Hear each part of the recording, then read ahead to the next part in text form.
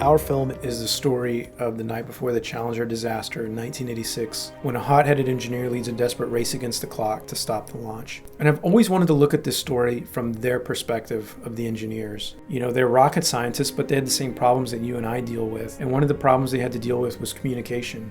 And I think that's one of the things the engineering world has learned from the Challenger event is communication. It was important to me that we stay true to the actual story and the spirit of the people who were involved in it. I really didn't want things to get lost at how much courage it took to stand up to the system. We obviously changed a lot of things, because it is such a hard, tragic story to tell.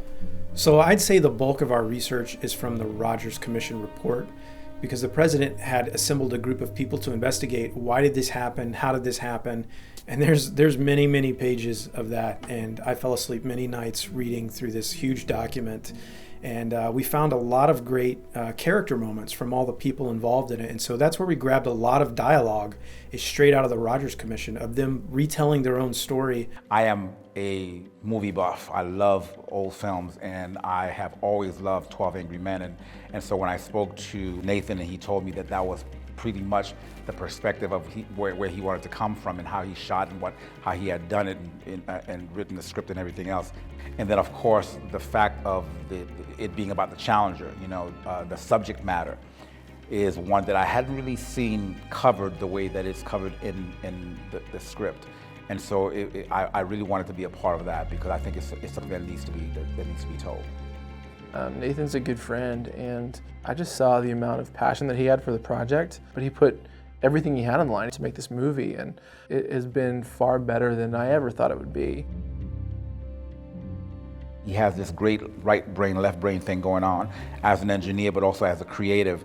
It's great because he knows exactly what he wants. There's no fumbling around. The direction is clear, so that's exactly what you want out of a director. I think he found people that had a real piece within the character that they played. So for instance, we have the great Les Miles on set, and Les isn't an engineer. He comes from a football background. He's a championship coach of the LSU team, but it's not a football movie. It's a movie about engineers. So how do you put Les in? Well, I knew he was a person of high intelligence and had been the top in leadership and knew how to lead people. So that's why we put him in the spot that we have him in, is because we felt like he embodied those characteristics as a man. And, it came out great. It was like fireworks. My favorite part has been just the people. Like, the people we're working with are just fantastic. I mean, the Arnett's and Susan and Jesse, the HBU students, have been just fantastic. Working with these people, working with people who are really professionals and good at what they do and strive for excellence in what they do. And then being able to get that together and to put that together so it's not just individual actors doing their part, it's a team working together to make things happen, and imitating in that way the team of engineers who are putting together their individual talents and their know-how in their respective fields together for one objective. The relationship between the actors and the director and everybody here, I feel like it's been like building a new family. Over just a few days that we've been here, we're much closer together, obviously, but it happened so quickly. It's almost like having a new family that you care about. Finding Eric Hansen as the lead of this film was such a gift from the film community here in Texas. He's not only an amazing actor, but he's such a kind, good-hearted person to have on set. As the actors would come into town, Eric would go the extra mile and have them come together at the hotels and do extra table reads, getting prepped for the next day. And so they really showed up prepared because we didn't have a lot of time or a lot of money to film this, and they just showed up ready to go. And that allowed us to really take the look of the film to the next level. I just really connected with the style of people that I'm meeting here. There's families on set. There's, I have my wife with me. You can tell organizations that are being run with a good quality perspective. I'll never forget the first day of shooting. Glenn Gordon, our producer, rushed by with a checkbook and he said, "Melissa, I need envelopes. We want to look professional. We're handing these extras their checks." So he had said about 15, and I only found 11. And I was like, oh, okay. So he hands me the checks and I start stuffing them and adjusting them, and it's exactly 11 checks for exactly 11 envelopes. And that may seem super insignificant, but for me at the time, I felt useful. I felt the Lord was in the little things like that. It just felt great to be right where we felt we were supposed to be. Like it was just meant to be. I think we have the best cast Texas could possibly provide. It's an amazing group of people between Glenn Morshower, Eric Hansen, Gerald Brodin, Erika Waldorf, Brandy Price. I'm just so proud of these folks and the level of passion and craftsmanship and professionalism that they brought to it. Working with some of these guys like Les Miles and Gary Nation, it's fun to watch, and sometimes you'll actually be in the scene. We just come out of Kurt's office. Bill is just a little irritated with Adam, I need you just to calm down. And I'm watching Cameron give this, and I'm watching him thinking, man, I'm watching greatness right now. I'm a fan. Oh yeah, I have things to contribute to this scene too. Glenn Morshower, he's always been on a short list of mine of people I've always wanted to work with. And so finally when we get a chance to work with him, I mean, we were geeking out hard behind the scenes, and you try to play it cool on set. It was just a dream come true for me. Dean's great. I mean, I don't know what else to say about Dean Cain other than he just knows how to bring it. So Dean has to swing this character from being the guy's friend to like turning on him. And there's a point where Dean just sort of unloads on these guys, and you don't dare cut away because Dean is such a intense performance in that moment to where I couldn't stand to cut. Like it was like, that's the shot. Dean just goes off, and it's amazing to watch in a very terrifying way, because Dean's a really big guy, but he's a dream to have on set and amazing to work with. Watching James, who is incredible, take his time with every shot, really make sure that he's getting exactly what you need to make it the best it can be. He brought so much experience and wisdom to the set. It helped us save so much time. I mean, at one point there was like, I want to shoot all the night stuff for night.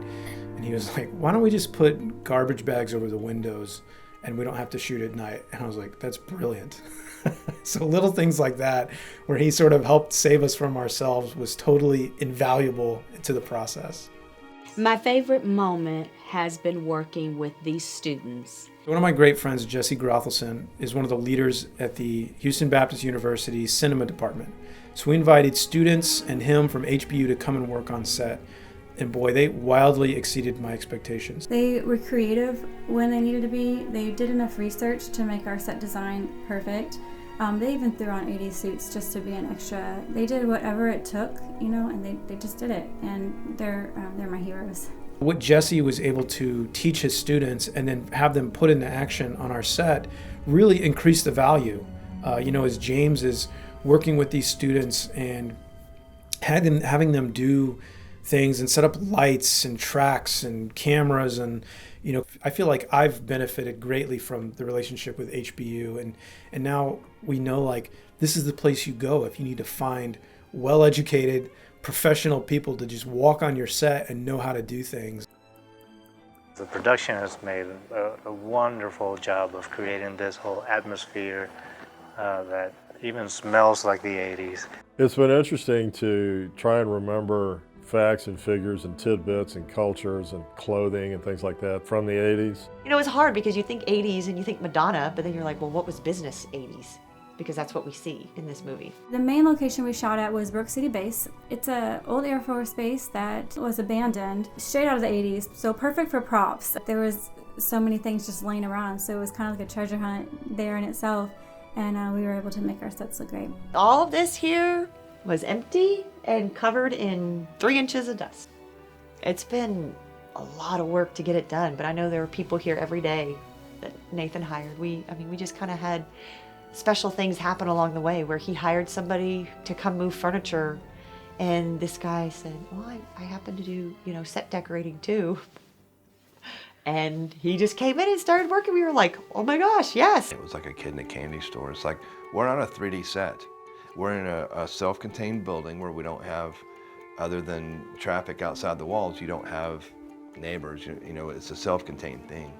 And you could literally drop your camera, and if it accidentally takes a picture, you're gonna get a cool shot. We had Alamo City Rods Car Club there, and they were so gracious and generous to bring all their cool cars to set and let us use them for our film. It was cool. Okay, I got in my car.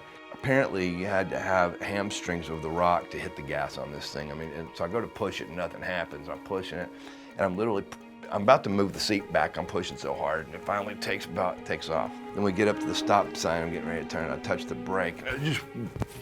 I'm like, okay. So we got a hair trigger brake, and you got a.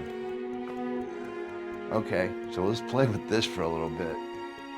Yeah, that was fun. It was very cold. We had a cold front coming in. We had to shoot it. We had to shoot an exterior in the parking lot. And I'm not a fan of anything under 40 degrees. So, you know, it was kind of like, let's hurry up and get this shot so I can put my coat back on. We had this freak ice storm. You know, we're shooting in the middle of winter, but Texas doesn't normally get this kind of thing. So we had to shut down production for one day. One of the actors we had picked out as our main character's child wasn't able to make the distance. And so Nathan and I turned and looked at our 6 kiddos and said, okay, who's going to be it? And we decided upon Karis because she loves drama camp and being in front of people, and she just kind of lights up. So we chose her, and she did a wonderful job. Divided we stand now, then later take the fall. Us working boys ain't got a chance unless we stand 2, 3, tall. 4. I'd like to take the guitar riff out of the between on chorus 2, like whose side are you on, boys? Whose side are you on? Then there's like this a lot of guitar going on. Yeah. But I think if we could take that out. Going into the chorus, that's hot too. Split it, bow to the flat 6.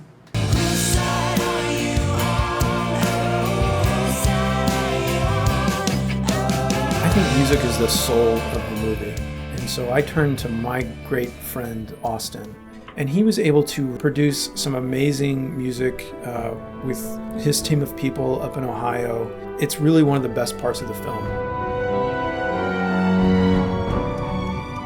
All of those things just coming together, and just the city of San Antonio being so gracious to host us in so many ways, and bending over backwards to help us with that location downtown. This is the first time anyone is able to film in San Antonio's chambers. I mean, it's an amazingly beautiful room, but we only had 2 days to do it. I think we were a little nervous about trying to get everything done, that we'd created such a tight plan that we got done earlier than we expected. And so, you know, we were just kind of sitting there like, I guess we should get some extra stuff, you know? So I guess over-planning kind of helped in that scenario, and we even had the mayor come in and be a part of it, and it was cool. I take away from this film how much fun it can be to tell a story in a meaningful way without all the negativity that we see in the world. And I feel like this set has had a very positive energy from everyone towards everyone, and it's just been a joy to be surrounded by everyone here.